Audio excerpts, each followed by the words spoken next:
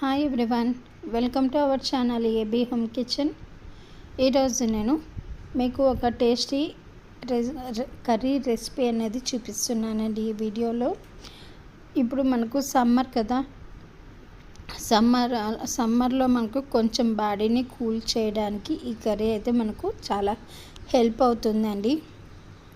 ఈరోజు నేను చూపించే ఈ కర్రీ బీరకాయ టమోటా కర్రీ అండి. బీరకాయలో కొంచెం వాటర్ కన్సిస్టెన్సీ అనేది ఉంటుంది కాబట్టి మనకి హెల్త్కి కూడా చాలా మంచిదండి బీరకాయ అనేది. ఈరోజు ఈ బీరకాయ టమోటా కర్రీ ఎలా చేయాలో చాలా ఈజీ రెసిపీని నేను మీకు పోస్ట్ చేస్తున్నానండి. మీరు కూడా ఇంట్లోనే ఇలా బీరకాయ కర్రీని గుజ్జులా చేసుకొని తింటే వేడివేడి అన్నంలో రుచి టేస్ట్ సూపర్గా ఉంటుంది. ఇది రోటీలోకి, పూరీలోకి, చపాతీలోకి అన్నిట్లోకి కూడా చాలా రుచిగా ఉంటుందండి. ఇప్పుడైతే నేను ఈ వీడియోలో మీకు చూపించేస్తాను. ఫస్ట్ అయితే ఇక్కడ ఒక ప్యాన్ పెట్టేసుకోండి, కడాయి పెట్టుకోండి. కడాయి పెట్టుకునేసి కడాయిలో ఒక స్పూన్ వరకు 1.5 టేబుల్ స్పూన్ వరకు ఆయిల్ అయితే వేసుకోండి.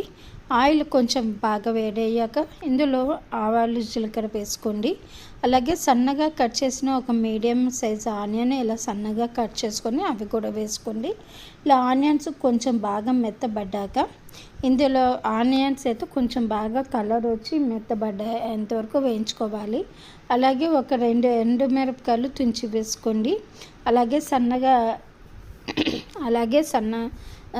ఫ్రెష్గా ఉన్న కరివేపాకు అయితే వేసుకోండి. ఇవన్నీ కూడా కొంచెం బాగా వేయించుకోవాలి పచ్చివాసన పోయేంత వరకు.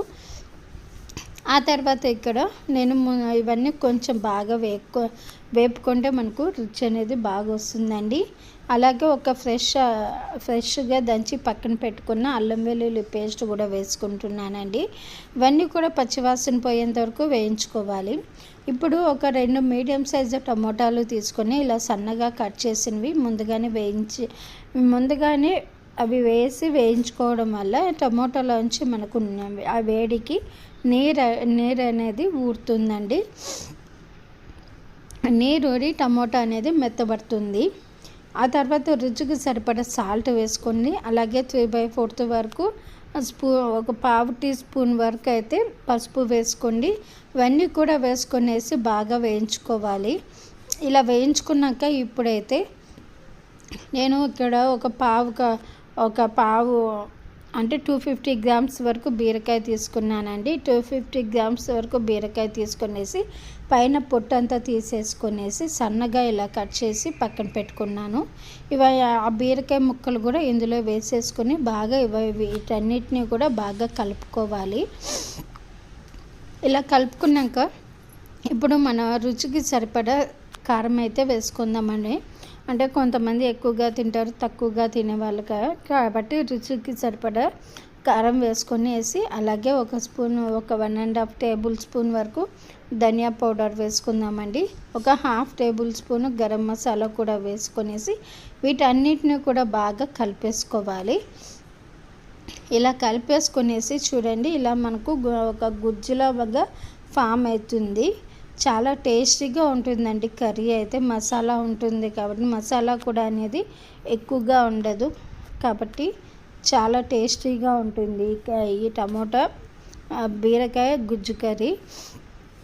ఇప్పుడు మన కన్సిస్టెన్సీకి తగిన వాటర్ అనేది వేసుకొనేసేసి బీరకాయలో ఆల్రెడీ మనకు వాటర్ కన్సిస్టెన్సీ ఉంటుంది కాబట్టి మనకు ఇక్కడ వాటర్ కూడా చూసి వేసుకోండి. ఇప్పుడు మూత పెట్టేసి ఒక 5 మినిట్స్ వరకు ఉడికించుకోవాలి. ఇప్పుడు మళ్ళీ మూత తీసి చూద్దామండి ఒకసారి.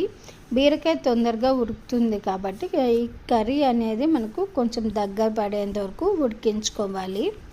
ఈ విధంగా ఇప్పుడు ఒక్కసారి టేస్ట్ అనేది చూద్దాం, ఉప్పు కారం సరిపోయిందేమో అని ఒక్కసారి చెక్ చేద్దామండి. ఇప్పుడైతే బీరకాయ కర్రీ బాగా ఉడుకుతుంది కదా, ఇప్పుడు మళ్ళీ ఒకసారి కలిపేసుకొనేసి 3 to 4 మినిట్స్ మళ్ళీ మూత పెట్టేసి ఉడికించుకోవాలండి. ఇలా ఉడికించుకున్న తర్వాత ఇప్పుడు మళ్ళీ ఒకసారి మూత తీసి చూద్దామండి. ఇప్పుడు అయితే మనకు ఆయిల్ అయితే పైకి తేలి ఉంటుంది, పైకి సపరేట్ లాగా అయిపోయి ఉంటుంది. ఇప్పుడైతే మనకు ఈ బీరకాయ టమోటా కర్రీ అయితే మనకు రెడీ అయిపోయింది. ఇప్పుడు సన్నగా కట్ చేసుకున్న కొత్తిమీర కూడా దీనిపైన చల్లేసుకొనేసి ఒక్కసారి బాగా ఫైనల్గా కలిపేసుకుందామండి. ఇలా కలిపేసుకున్నాక స్మెల్ అయితే ఎంత బాగా వస్తుందండి. దీన్ని చపాతీలోకి వేడి వేడి అన్నంలోకి ఈ కర్రీ కలుపుకొని తింటే మొత్తం అన్నం అంతా దీంతోనే తినేస్తారండి, అంత రుచిగా ఉంటుంది.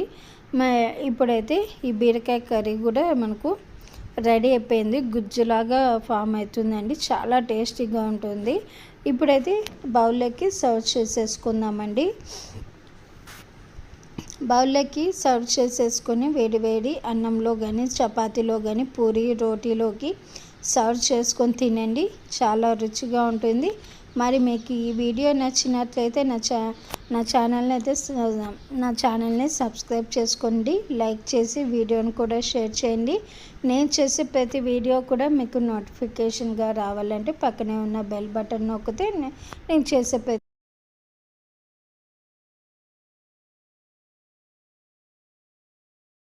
ఈరోజు నేను మీకు ఒక మంచి రెసిపీ చేసి చూపిస్తున్నానండి. అదేంటంటే మనకు ఇంట్లో ఏ వంట చేయాలో ఏ కూర చేయాలో అని తోచినప్పుడు ఇలాంటి చాలా సింపుల్గా చేసుకునే కర్రీ చేసేయండి. ఇది చపాతీలోకి కానీ అన్నంలోకి కానీ పూరీలోకి ఈవెన్ రాగి ముద్దలోకి కూడా చాలా బాగా రుచిగా ఉంటుందండి. అంత రుచిగా ఉండే ఈ కర్రీని ఎలా చేయాలనేది ఈరోజు నేను మీకు ఈ వీడియోలో చూపిస్తానండి. చాలా సింపుల్ రెసిపీ, చాలా ఈజీ రెసిపీ అండి. టేస్ట్ పరంగా అయితే చాలా సూపర్గా ఉంటుంది. అన్నిట్లోకి కూడా బాగుండే ఈ కర్రీని ఈరోజైతే నేను మీకు ఈ వీడియోలో చూపిస్తాను. ఈ వీడియోని ఎక్కడ స్కిప్ చేయకుండా చివరి వరకు అయితే చూడండి. ఫస్ట్ అయితే ఎవరైతే నా ఛానల్ని కొత్తగా చూస్తున్నారో ప్లీజ్ నా ఛానల్ని సబ్స్క్రైబ్ చేసుకొని లైక్ చేసి వీడియోని షేర్ కూడా చేయండి. నా ఛానల్ని ఎంకరేజ్ కూడా చేయండి. మీకు ఈ వీడియో నచ్చినట్లయితే ఒక లైక్ ఒక కామెంట్ అనేది కూడా పెట్టండి. మీ ఫ్రెండ్స్ అండ్ ఫ్యామిలీస్కి కూడా వీడియోని షేర్ కూడా చేయండి. ఈ కర్రీ ఎలా చేయాలనేది అయితే ఈరోజు నేను మీకు ఈ వీడియోలో చూపిస్తాను. మీరు స్కిప్ చేయకుండా వీడియోని చివరి వరకు చూడండి. ఈ శనగపప్పు బీరకాయ కర్రీ ఎలా చేయాలనేది ఈ కాంబినేషన్లో చూపిస్తానండి. నేను ఇంతకుముందు వీడియోలో శనగపప్పు బీరకాయ అలసందల కూర పెట్టాను. ఈసారి నేను ఇక్కడ బీరకాయ శనగపప్పు కూర చేసి చూపిస్తున్నానండి. ఫస్ట్ అయితే ఒక ప్రెషర్ ప్యాన్ తీసుకొనేసి ఇందులోకి ఒక 3 స్పూన్ల ఆయిల్ అనేది వేసుకోవాలి. ఆ తర్వాత ఆయిల్ కొంచెం వేడెక్కాక కొంచెం ఆవాలు జీలకర్ర అనేది వేసుకోవాలండి. ఇలా వేసుకున్నాక ఆనియన్స్ అలాగే కరివేపాకు ఎండుమిర్చి కూడా వేసుకోవాలి. ఇవన్నీ కూడా వేసుకున్నాక ఇక్కడ 150 గ్రామ్స్ బీరకాయ వేసుకుంటున్నానండి. చిన్న ముక్కలుగా చేసుకుంటున్నాను. మీకు ఇంకా కావాల్సి వస్తే కొంచెం పెద్ద ముక్కలైనా కూడా చేసుకోవచ్చండి. ఇక్కడ నేను ఒక 2 నుంచి 3 స్పూన్ల వరకు ముందుగానే నానబెట్టుకున్న శనగపప్పు అండి, ఇవి కూడా వేసేసుకుంటున్నాను. ఇలా వేసుకున్నాక ఇలా బాగా ఒక్కసారి ఇలా కలుపుకోవాలి. ఇలా కలుపుకుంటున్నప్పుడు రుచికి సరిపడా మనం కారం తినే బట్టి కారం వేసుకోండి. నేను ఇక్కడ క్వాంటిటీ అనేది తక్కువగా వేస్తున్నాను కాబట్టి కర్రీ అనేది తక్కువగా చేస్తున్నాను కాబట్టి 1 స్పూన్ కారం వేసాను. అలాగే 3/4 టీ స్పూను పసుపు వేసానండి. రుచికి సరిపడా సాల్ట్ వేసుకొని ఒక 1/2 టీ స్పూన్ గరం మసాలా అలాగే 1 స్పూన్ వరకు ధనియా పౌడర్ వేసుకుంటున్నాను. ఇవన్నీ కూడా వేసుకొని ఒక్కసారి బాగా కలుపుకోవాలి. అలాగే బాగా పండిన 2 టమోటాలు తీసుకుని ఇలా సన్నగా కట్ చేశానండి. ఇవి కూడా బాగా పండిన టమోటాలు తీసుకుంటే మనకు గ్రేవీ అనేది మంచి రుచిగా కూడా వస్తుంది. ఇవన్నీ వేసుకొని ఒకసారి బాగా కలిపేసుకొని ఇక్కడ నేను మనము వాటర్ తాగుతాం కదండి, ఆ గ్లాస్తో నేను ఇక్కడ 1 గ్లాస్ వరకు వాటర్ తీసుకుంటున్నాను. అలాగే పైన సన్నగా కట్ చేసిన కొత్తిమీర కూడా వేసేసుకుంటున్నానండి. ఇప్పుడు ఒక్కసారి అలా కలుపుకుందామండి. మనము వాటర్ కర్రీ కన్సిస్టెన్సీని బట్టి వాటర్ అనేది వేసుకుంటే సరిపోతుంది. ఇప్పుడు నేను 2 నుంచి 3 విజిల్స్ వచ్చేంత వరకు మూత పెట్టేసి విజిల్ పెట్టేస్తున్నానండి. ఈ కర్రీ అనేది మీరు మూత పెట్టి కూడా సన్న సిమ్లో పెట్టేసుకొని కూడా ఈ కర్రీని ఉడికించుకోవచ్చు. ఇప్పుడైతే ప్రెషర్ కూడా పోయిందండి. ఇప్పుడు తీసి చూద్దాము. మనకైతే ఈ కర్రీ అనేది బాగా రెడీ అయిపోయింది. మీకు ఇంకా మంచి రుచిగా కావాలంటే వేయించిన పల్లీలు ఉంటాయి కదా అండి, ఆ పల్లీ పొడి కూడా ఒక 2 నుంచి 3 స్పూన్ల వరకు, ఒక 2 స్పూన్ల పొడి వేసుకుంటే మనకు కన్సిస్టెన్సీ అనేది బాగా చిక్కగా ఉంటుంది. టేస్ట్ పరంగా కూడా చాలా రుచిగా ఉంటుంది. మరి నేనైతే ఇక్కడ వేయలేదు, కానీ మీకు కావాల్సి వస్తే మీరు వేసుకోండి, పల్లి పొడిని యాడ్ చేసుకోవచ్చు. ఇప్పుడైతే ఈ కర్రీ అనేది రెడీ అయిపోయింది. నేను సర్వ్ కూడా చేసుకున్నానండి. చపాతీలోకి తిన్నాను, చాలా రుచిగా ఉంది.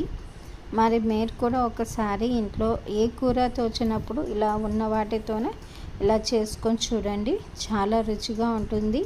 ఈ కర్రీ చేసే విధానం కూడా చూశారు కదా, చాలా సింపుల్ అండ్ టేస్టీ కర్రీ అండి. ఇది చాలా రోజుల తర్వాత నేను ఈ కర్రీని చేశాను. మరి మీకు ఎలా అనిపిస్తుంది అనేది నా ఛానల్లో నాకు కామెంట్ పెట్టండి. అలాగే మీ ఫ్రెండ్స్ అండ్ ఫ్యామిలీస్కి కూడా షేర్ చేయండి. Thanks for watching my channel అండి. ప్లీజ్ సబ్స్క్రైబ్ చేసుకొని లైక్ చేసి వీడియోని షేర్ కూడా చేయండి.